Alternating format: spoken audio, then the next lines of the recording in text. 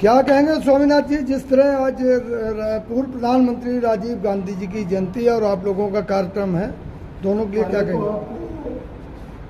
बधाई देना चाह रहा हूँ कि आज देश के उस महान हस्ती राजीव जी का जन्मदिन है।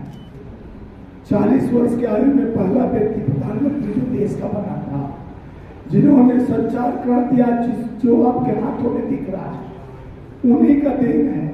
पंचायती राज से लेकर और जिस तरह से 18 साल के युवाओं को वोट देने का अधिकार, ये राजीव जी का त्याग का असर था कि देश 21वीं सदी की सीढ़ी पर चढ़ चुका था और 21वीं सीढ़ी की सीढ़ी पर चढ़ते ही अब लगा तो देश के में कि ये तो कभी देश के लिए ऐसा सपना देखने वाला कोई हमेशा जात पात धर्म की बात होती है, ये तो ऐसा नायक आया सिर्फ देश के लिए सोच रहा है। वो थे हमारे राजीव गांधी जी, जो स्वप्न हमें दिखा के गए, देश की उन्नति और प्रगति और विकास का जो रेखा उन्होंने खींचा। आज उसको जिस तरह से जात पात धर्म के नाम पे धूमिल किया जा रहा है, आज उनके जन्म दिवस पे 79th सेलिब्रेशन पर हमारे भारतीय राष्ट्रीय मजदूर कांग्रेस इंटर फेडरेशन के राष्ट्रीय कोर कमेटी और प्रदेश अध्यक्षों का एक मीटिंग रखा गया, एसडीएम मीटिंग, जिसमें एक संकल्प लिया गया कि आने वाले 2024 में जो हमारे राजीव गांधी ने सपना देखा था, जो हमारे नेहरू जी ने सपना देखा था, जो इंदिरा जी ने सपना देखा था, जो गांधी जी के विचारों पर चलकर आगे बढ़कर सत्य अहिंसा और के पुजारी थे, जो देश को दृढ़ और संकल्पित कर एकता और अखंडता के एक धागे में पिरोने का काम करते थे। आज देश में वो उन्माद बह रहा है, डबल इंजन की सरकार है, जहां धर्म जाति पे कहीं मणिपुर जल रहा है तो कहीं नूह जल रहा है, तो भारत के हर कोनों में जिस तरह से धर्म के नाम पर हत्या किया जा रहा है, ये सरकार जुल्म और जुल्मियों की सरकार है। एक तरफ मोहब्बत की दुकान खोलने वाले हमारे नायक राहुल जी, जो राजीव जी के लाल हैं, इंदिरा जी के पोते, राजीव जी के बेटे, जिन्होंने कन्याकुमारी, हमारे मित्र आए तमिलनाडु कन्याकुमारी से, जिन्होंने कन्याकुमारी से कश्मीर तक एक रेखा खींचा, जो जात पात धर्म से परे हटकर किसान का, गरीब का, आम आवाम का, जात पात धर्म से हटकर सबके विचार अपने विचार में सम्मानित करने का काम किया, एक धागा में पिरोने का काम किया, जिसका नाम राहुल गांधी। लेकिन जो भी पार्टी सत्ता में होती है वो यही कहती है कि हमारे देश का मजदूर, किसान सब खुशहाल है। ये बताइए, जिस देश में मेक इन इंडिया का बब्बर शेर लगाया गया हर चौक चौवानी पर, और माननीय प्रधानमंत्री जी मेक इन इंडिया के नाम पर देश में बब्बर शेर तो लगा दिए, लेकिन स्किल इन इंडिया, चाहे मजदूरों के लिए कोई विकास की रीढ़ का हड्डी जो तैयार करने वाले हैं देश का, जो बड़े बिल्डिंग से लेके कल कारखाने, फैक्ट्रियां, जो मजदूर के नेता है, मजदूरों का चर्चा तो होना लाजमी है। मजदूरों को 44 से 4 कोड कानून में बदल दिया गया, जो 8 घंटा सेवा करता था 8 घंटा की मजदूरी मिलती थी, अब 12 घंटा करके वही मजदूरी दिया जाएगा। एक पूंजीपतियों को बढ़ावा इस सरकार में बनाया गया। और जिस तरह से देश के प्रधानमंत्री जी बोलते हैं कि हम गरीबों की बात करते हैं, हम गरीबों के लिए कर रहे हैं, हम गरीबों को लाइन में लगवा दिए हैं। 140 करोड़ देश का जनता, जिसमें 81 करोड़ वो खुद ही कहते हैं कि 500 का राशन मैं फ्री देता हूं, आपको काम करने की जरूरत नहीं है। तो काम नहीं होगा तो भारत विश्व गुरु कैसे बनेगा? कल कारखाने, फैक्ट्रियां नहीं लगेंगे, यहाँ का उर्वरक, यहाँ का उत्थान करने का संसाधन, जिस तरह से छत्तीसगढ़, मध्य प्रदेश, राजस्थान आने वाले चुनाव में जिस तरह से धर्म जाति का एक रेखा खींचा जा रहा है, तो मैं प्रधानमंत्री जी से आपके माध्यम से मजदूर के इस अपने व्यवस्था को लेकर जवाब जानना चाहता हूं कि देश मजदूरों का है। 80% आबादी गांव में बसती है, जहां किसान रहता है, मजदूर रहता है। रोज कमाता है, रोज खाता है, उनके पेट पे वार किया जा रहा है। ग्रामीण विकास मंत्रालय का सारा पैसा को मोदी जी अपना चेहरा दिखाने में खर्चा कर देते हैं। सवाल ये है जायसवाल जी कि इतने संगठन, तमाम संगठन मजदूरों के लिए काम कर रहे हैं, आप भी कर रहे हैं, लेकिन उनकी समस्या जस की तस वही है। देखिए, बाकी मजदूरों का कंसेंट बनाकर भाजपा के तुकबंदी में काम कर रही है। आप लोग तो हमसे रोज सवाल करते हैं, आपको जवाब देता हूं और आपके हर पहलू पे, हर कदम पे मिलता हूं मजदूरों का आवाज उठाते हुए। तो हम मजदूरों का काम करते हैं, उसमें विश्वास करते हैं। हम बड़ी बात नहीं करते हैं भाइयों बहनों मित्रों, ये दे दिया वो दे दिया। हम जो कर दिया वो कह दिया, जो मैं करता हूं वो कहता हूं। क्योंकि हम न्याय के लिए कई बार प्रधानमंत्री, श्रम मंत्रालय, चाहे कोरोना काल में 47 लोग मर गए, उनके लिए मैं सरकार पर नगद राशि उन लोगों को, घर में गरीबों को व्यवस्था देने के लिए, जो असंगठित संगठित कामगार 2020 में पद से पैदल चलकर कोई ट्रेन के नीचे मर गया, बच्चे सूटकेस में लाशे, वो छाले पड़े हुए, वो दर्द आपको दिखा होगा। इन निर्दयी सरकार को तो कोई दर्द नहीं दिखती है। चाहे बहन बेटियों का यौन शोषण हो, शोषण के नाम से, या चिन्मैया ने मसाज कराता मंत्रीपुर, या सेंगर जैसा दलित की बेटी का रेप कर कर जला देता है। तो ये तो भाजपा की कूटनीति है, बेटी बचाओ बेटी पढ़ाओ। लेकिन भाजपा से बेटी बचाओ प्रधानमंत्री जी 15 अगस्त को कहते हैं, लेकिन गरीब के पेट पे वार बार बार हो रही है। महंगाई का अत्याचार, बढ़ती हुई बेरोजगार, इस पे नहीं बोले मोदी सरकार। क्यों नहीं बोले?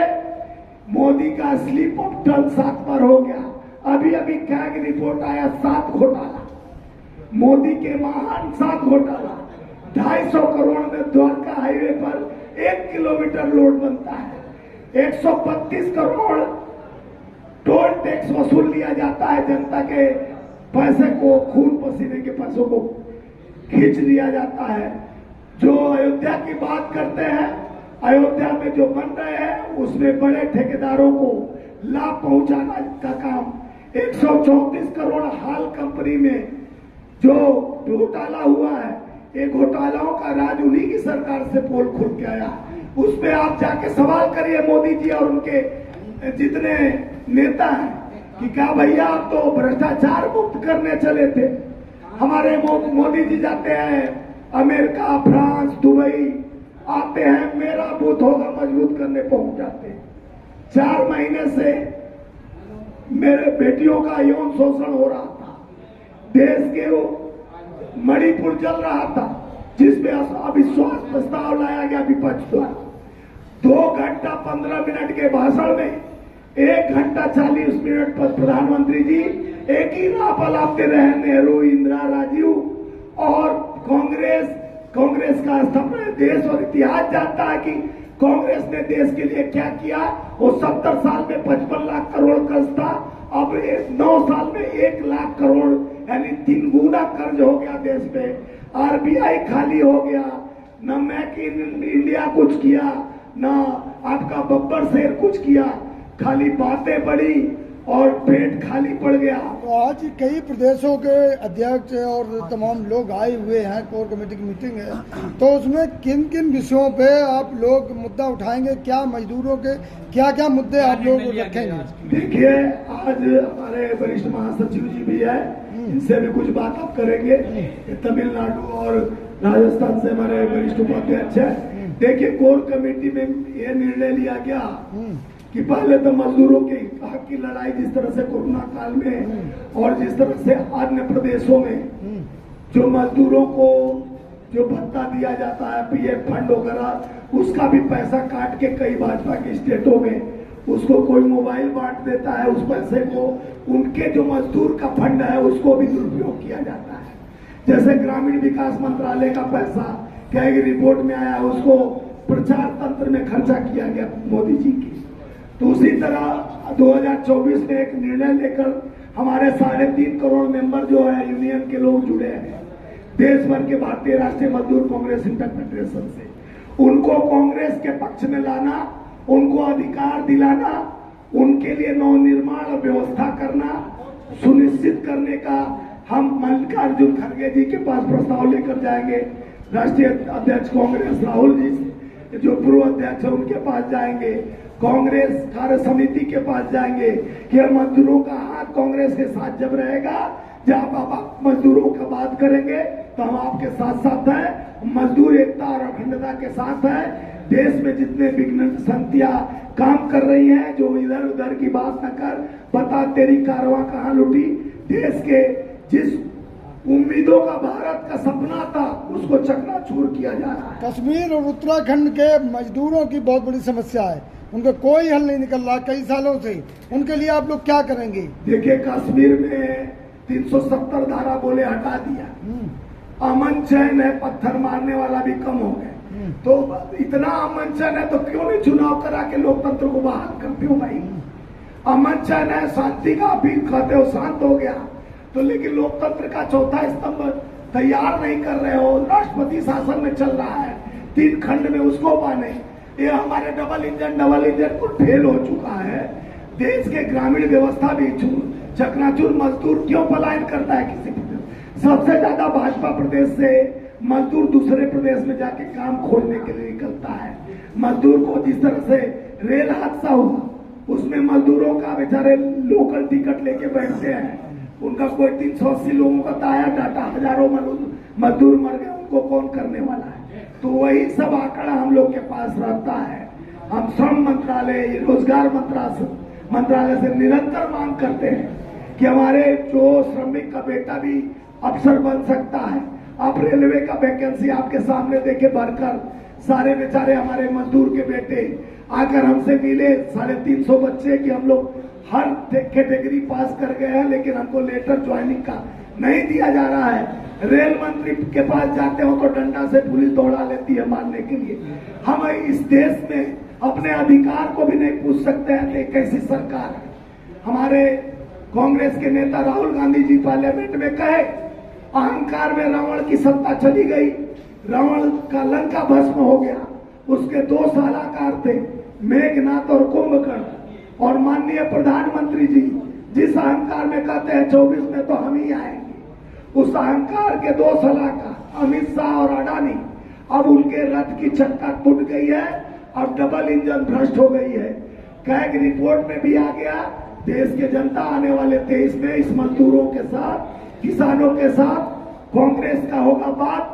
24 में मध्य प्रदेश आपके माध्यम से, इस मंच से अपने भारतीय राष्ट्रीय मजदूर कांग्रेस से ऐलान करते हैं कि मध्य प्रदेश 150 सीट से ज्यादा हम जीत के आएंगे, छत्तीसगढ़ में 70 सीट से ऊपर आएंगे, राजस्थान में पुनः सरकार बनाएंगे, और आने वाले समय में आपका हरियाणा भी हमारा होगा कि हम जनता के राहुल गांधी जी न्यारा होगा। एक आखिरी सवाल जायसवाल जी कि जब चुनाव होता है, देश के तमाम मजदूरों को बरगलाया जाता है, लॉलीपॉप दिया जाता है, तमाम सपने दिखाए जाते हैं, लेकिन उसके बाद कोई नहीं पूछता है। देखिए, मजदूरों को तो जात पात धर्म में भी जोड़ लिया जाता है, भ्रम फैलाया जाता है कि मैं 500 का भी राशन दे रहा हूँ, सड़ा आप लाइन में लग जाओ और तुम्हारा बेटा नहीं पड़ेगा, खाली बजरंग दल के साथ चले जाओ, मेरे रैली में जाओ, अब पढ़ो मत, खाली मंदिर का कॉरिडोर बनाएंगे, वहां पर पंडित जी का दलाल बनकर उन पूजा कराओ। तो मजदूर का बेटा इसके लिए नहीं पैदा, मजदूर का लड़का मजबूर नहीं है, उसको भी देश के उस स्तंभ में आकर अपनी बात रखने का अधिकार है। और कुछ मुद्दे पर मेरा गला खराब है तो माननीय वरिष्ठ महासचिव हौसला प्रसाद जी आपसे रूबरू होंगे।